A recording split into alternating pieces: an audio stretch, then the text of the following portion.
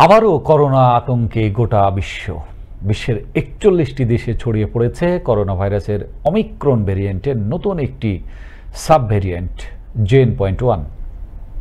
বিস্তারিত জানাচ্ছেন সহকর্মী শওকত সাগর। করোনা ভাইরাসের ওমিক্রন ভ্যারিয়েন্টের নতুন একটি সাব ভ্যারিয়েন্ট বিশ্বের ৪১টি দেশে ছড়িয়ে পড়েছে।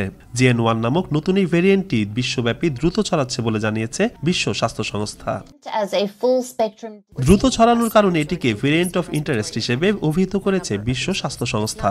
সংস্থাটির মতে গেল নভেম্বরের শুরুতে JN.1 ভ্যারিয়েন্টে আক্রান্তের হার ছিল প্রায় ৩%, কিন্তু এক মাসে এটির বিশ্বব্যাপী ছড়িয়ে পড়ার হার ২৭.১।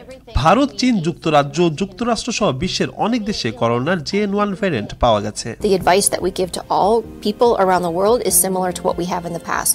Protect yourself from infection using a number of different tools, but also make sure that if you get infected that you seek clinical care. France, যুক্তরাষ্ট্র, সিঙ্গাপুর, কানাডা, ব্রিটেন ও সুইডেনে করোনার এই নতুন ধরনের আক্রান্তের সংখ্যা সবচেয়ে বেশি।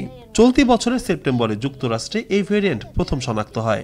বিশ্ব স্বাস্থ্য সংস্থা জানিয়েছে বর্তমানে করোনার ধরনটির সংক্রমণজনিত স্বাস্থ্য ঝুঁকি কম এবং বিদ্যমান টিকাগুলো এই ধরন থেকে মানুষকে সুরক্ষা দিবে।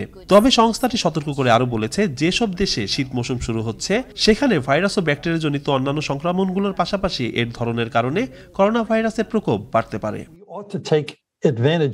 Shawkat Sagar, Ananda TV, international desk.